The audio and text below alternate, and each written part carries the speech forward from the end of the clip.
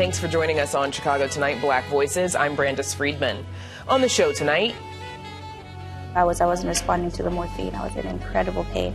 And they said, racial disparities in childbirth is the focus of a new documentary. Eviction is just one small step close to being homeless. Exploring the relationship between homelessness, poverty, and evictions in a new exhibit. Did Jimmy Jam just hand me a Grammy? And one-on-one with Chicago poet Jay Ivey, fresh off his third Grammy win. And now to some of today's top stories. Chicago's top cop visits Washington, D.C. today. Police Superintendent Larry Snelling joined President Joe Biden along with other police chiefs at the White House. The president touted a decrease in crime, saying that nationally, homicides were down 12% last year. The White House says Chicago invested $100 million in federal funding to reduce crime, including violence intervention efforts, youth employment programs, and alternative responses to 911. The Biden administration also says Chicago received $6 million in Department of Justice grants to hire or retain 50 officers. Homicides in Chicago dropped 13% last year, but violence numbers remain among the highest in recent decades. And it'll cost Chicago taxpayers an additional $4 million for the city's contract extension with ShotSpotter. That's the controversial gunshot detection system. Records show the city signed 2 contracts in February with Sound Thinking. That's the company that makes ShotSpotter to reach that total. The system's last day in Chicago is set for November 22nd. That includes the 2-month transition period, which the mayor's office says will allow the Chicago Police Department to revamp its technology centers. By then, the city will have spent more than $53 million on the system since it was implemented in 2018. For more on this story, please visit our website. And it may not be that cold this weekend, but Mayor Brandon Johnson and nearly 5,000 other brave souls are taking the plunge. That's the polar plunge. People in perfectly warm, dry clothes are going to run into Lake Michigan Sunday morning to raise funds for the participants of Special Olympics Chicago and Special Children's Charities. Last year's plunge was the biggest in the organization's history and raised over $2 million to pay for transportation to competitions, uniforms, sports equipment, and more for the athletes. Good luck to them. It's not too late to sign up, folks. Up next, a new documentary exploring racial disparities in childbirth. That's right after this. Chicago Tonight, Black Voices is made possible in part by Fifth Third Bank and by the support of these donors.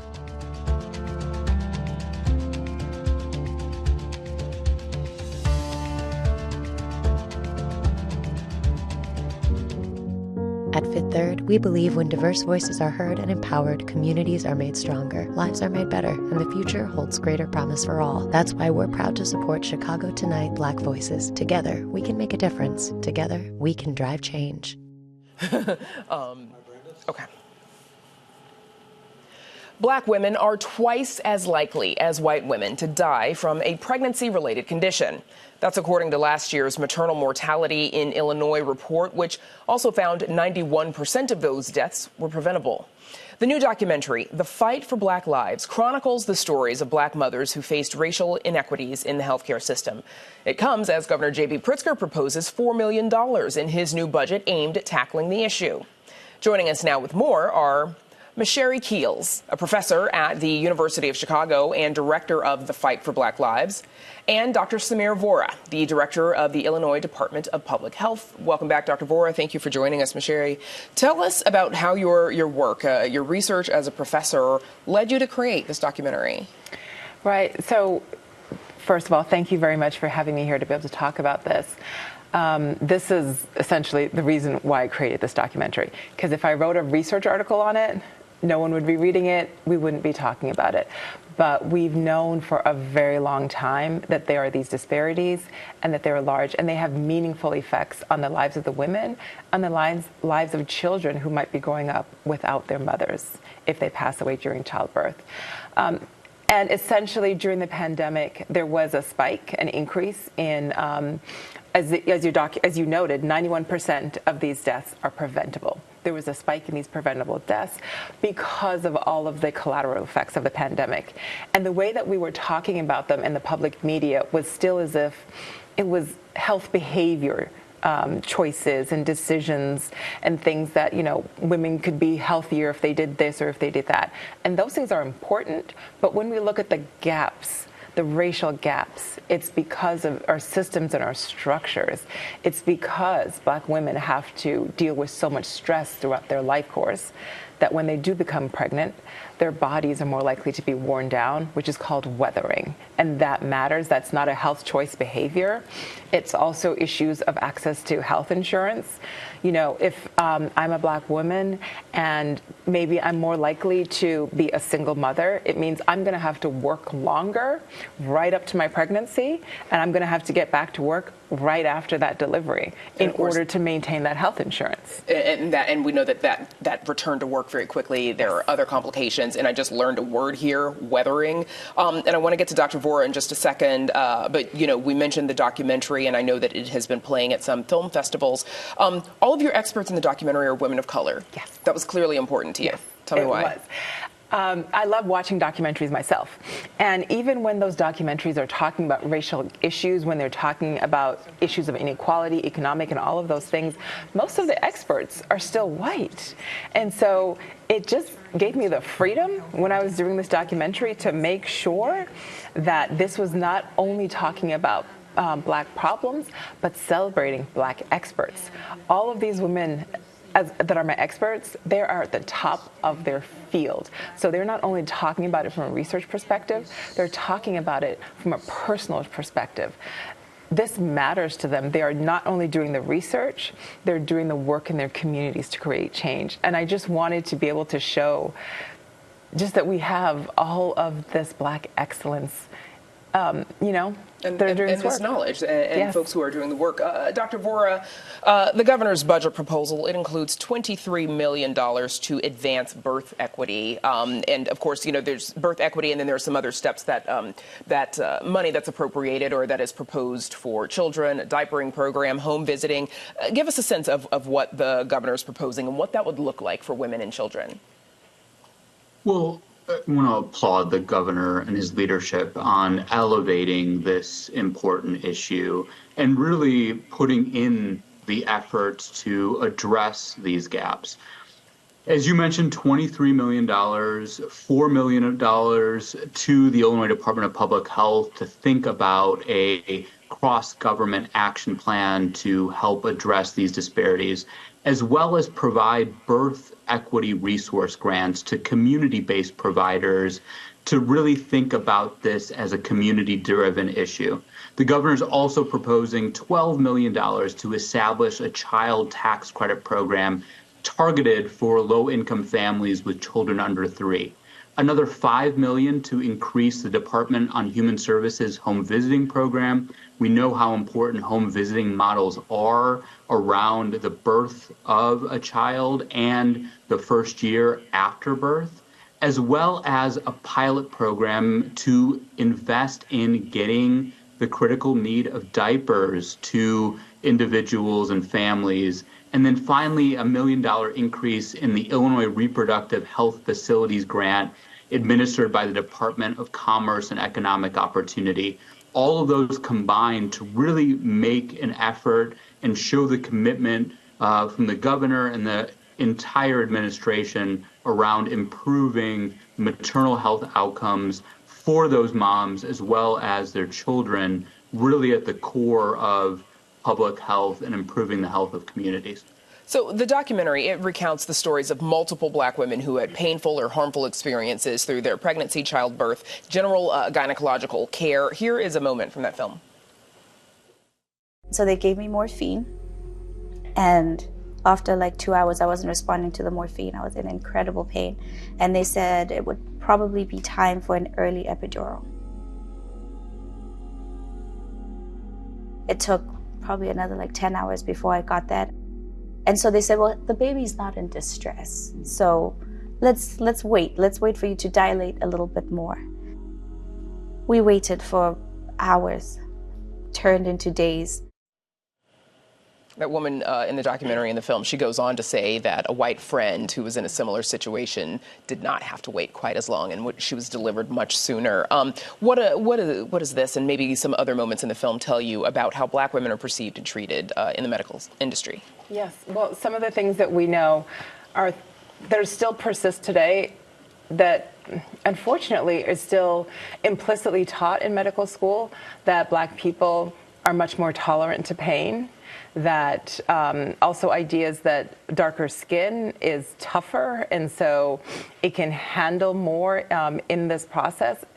It's also the extent to which do I see you and your humanity and empathize with you when I'm providing care. If I'm able to see you and your humanity and empathize with you, I'm more likely to react quicker. Rather than, watching this clinical case unfold in distance and away from me. And so that's a piece of it. One of the statistics that we show in the documentary is that when black children, black infants, are cared for by a black doctor, they're significantly less likely to die before their first birthday than when black infants are cared for by a white doctor. And I know there's also obviously the talk about how to bring in more black doctors so that there's more access to that, which I know is a challenge. Unfortunately, we're out of time, but Masheri Keels and Dr. Samir Vora, thank you both so much for joining us. Hope to talk about this again in the future. Up next, a new exhibit explores a potential path to homelessness.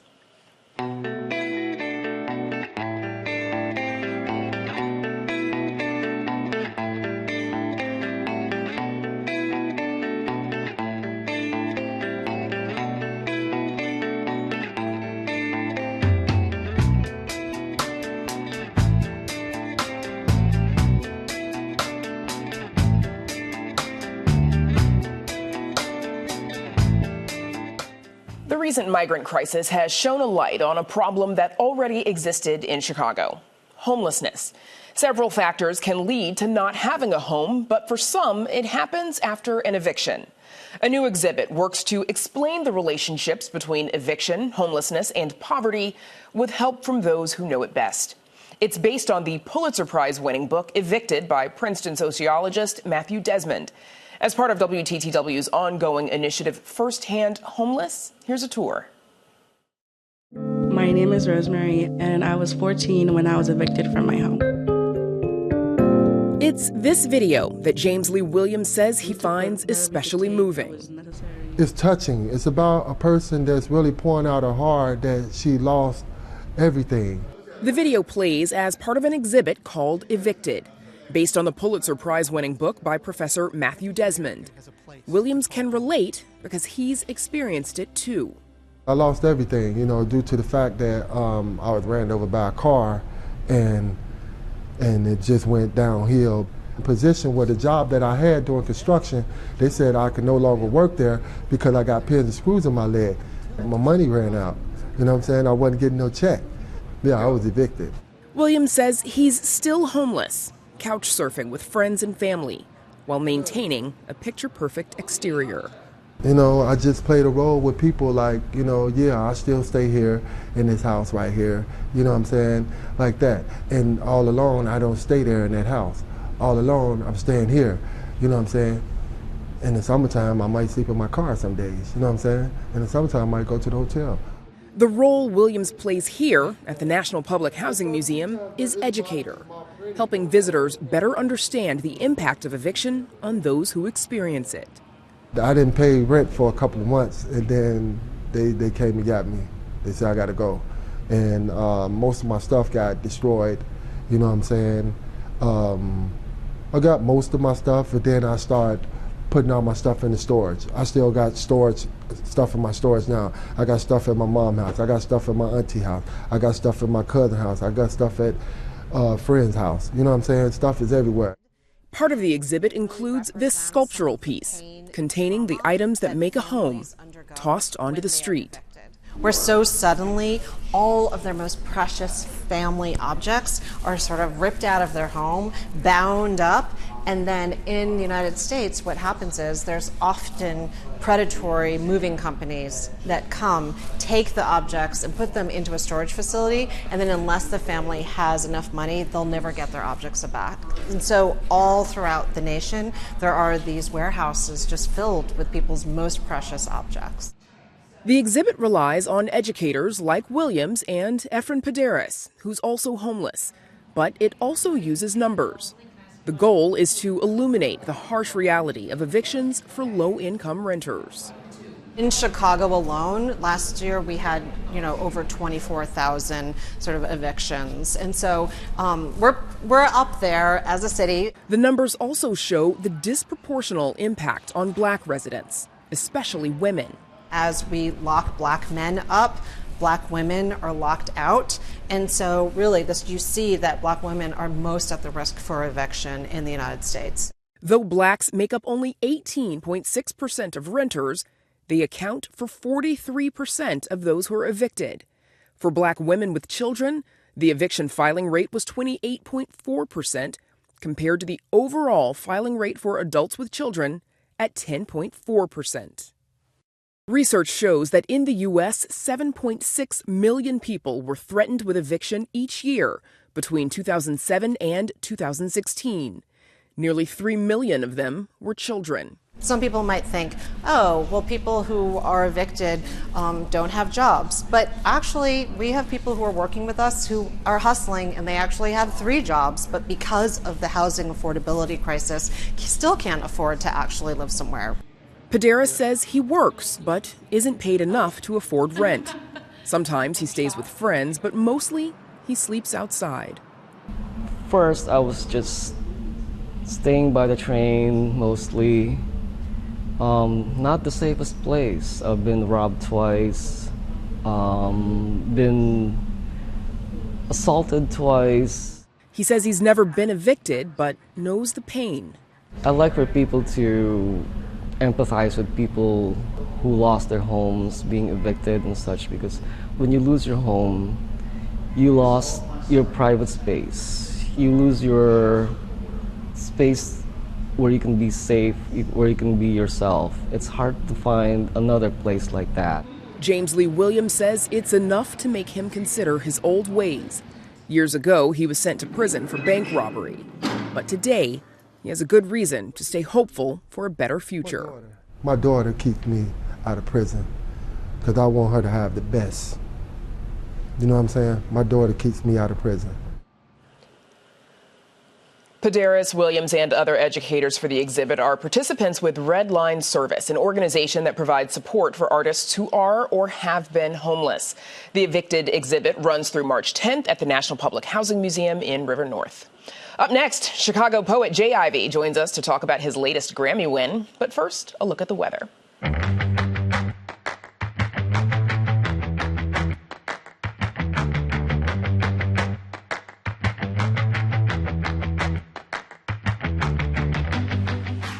Chicagoan Jay Ivey is one of the most high-profile poets on the planet. He's working with A-list artists, includes Kanye West, Jay-Z, and of course, Beyonce. He even gave John Legend his name, used to be John Stevens. Ivey also just won his 3rd Grammy for his spoken word album, The Light Inside. And last year, he even performed at the United Nations. Here's a little bit of that. It is our human right to report our truths, to write our stories, to protect the voices of the young and the old. But for those that disagree, know that you will not mute our hearts. You will never silence our souls. Strong words. Joining us now is poet Jay Ivey. Welcome back. Thanks for joining us. Thank you for having me. It's great to be here. I want to come back to that performance at the UN in just a little bit. But first, 3rd Grammy. How did that feel? Like a dream. You said, did Jimmy Jam just hand me a Grammy? Yes, he did. Yeah, I've just been floating along. You didn't see my cloud when I walked in here? I did notice that, yes. Just floated on there. Yeah. Some of the crew started coughing. It's been a dream, to start with humble beginnings and dream about reaching certain points, to be here and have moments like the Grammys of all places and heroes like Jimmy Jam handing you statues. It's incredible. Yeah. In your speech, you toasted poets. You sounded an alarm to wake up the spirit. What did you want to say? What did you want people to hear? I want people to hear love. I want people to reflect on the beauty in all of us, the light inside of all of us. We look around the world and we see all the turmoil that happens, and it's enough of it. It's enough. We need more balance. We need more love, more light, more joy in the world. And I found that poetry is a very healing tool and a way to enlighten the spirit and knock down walls and connect us. So my job as a poet, my responsibility is to continue to create in hopes that we can connect. You also said the world needs more poets. Yeah. How can the rest of us tap into that inner poet? Well, I mean, for me, it's simple. It's like meditation. I quiet myself. I take deep breaths and I listen. And I listen to those voices. I listen to to my spirit, to my heart. And, I listen with a pen in my hand and I document what I hear. I catch those dreams as fast as I can. And I would encourage any and everybody, even if you're not looking to pursue a career of poetry, it's great to just get those feelings off your chest, to write those thoughts down, those feelings, those stories, those ideas. Just write it down, because there's a lot of power in those words. You've often talked about the influence of your teacher, Ms. Paula Argue, as well as your mother. When was it that you realized that that you had a talent, that you had a gift? Yeah, so my teacher, Ms. Argue, my junior year of high school, she made the class write a poem for homework.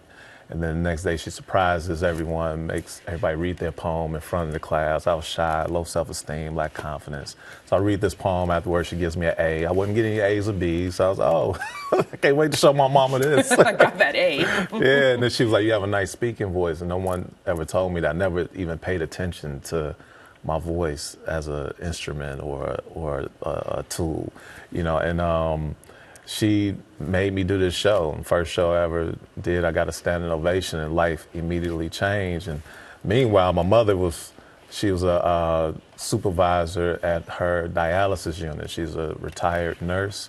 Shout out to Lady P, that's my mama. She got a rapper name. She must. Yeah, and she would put out these newsletters every month. So she had me write a poem to put in her newsletter. So essentially, my mother was my first publisher, and she told me, like, you really have a gift.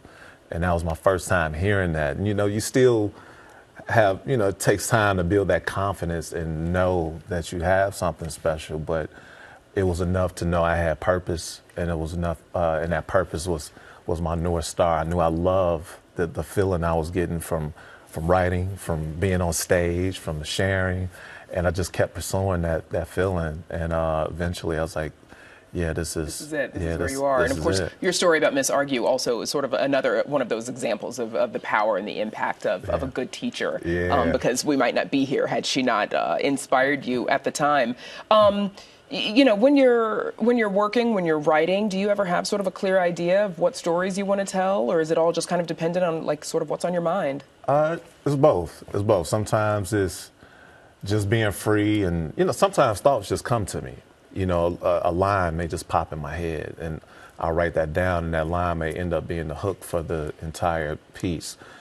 Sometimes people approach me and say, I have this song or I have this project, and we're working on this commercial. Like I recently did something with the Jordan brand, and we have this piece. This is the direction we want to go, and then I write a poem to get us down that stream. Yeah, so it really just depends. I like to be open with it and free and just let it flow however it may come. But the goal is to write it down. I have a poem called I Need to Write. And it's like when it hits you, you need to write it down. That's the key, So we played that clip of you performing at the United Nations. That was last year to commemorate Press Freedom Day. An unusual gig for a poet to be at the UN. How do you try to reach audiences that may not be into poetry, who may not have the same issues on their radar as you do? For me, I've developed this confidence in knowing that if I feel it, other people will feel it. When I'm in the confines of my home and I'm just alone writing, and I write a line, and I'm like, oh wow, that's nice. Or I write a line, it makes me laugh. Later on when I perform it, the same place where I said, ooh, the audience says, ooh, same place where I laugh, the audience laughs. So what it's taught me is that if I feel it, other people will feel it. So when it comes to issues and important matters of the heart, I know that one, we're all human, we're all connected, we're all spirits having a human experience, and we're all getting folks to relate to you, obviously. And unfortunately, we're actually out of time there. We could talk about it all day. Right. I know, I'm sorry. Shout out to the poets. Congrats, Jay Ivey. Thank you so much for joining us. And that is our show for tonight. Be sure to check out our website, WTTW.com/news, for the very latest from WTTW News. And join us tomorrow night at 5:30 and 10 for Chicago Tonight Latino Voices. Illinois considers cracking down on how auto insurers set rates, how you might be impacted, and advice for navigating the spread of false information. Now, for all of us here at Chicago Tonight Black Voices, I'm Brandis Friedman. Stay healthy and safe, and have a good night.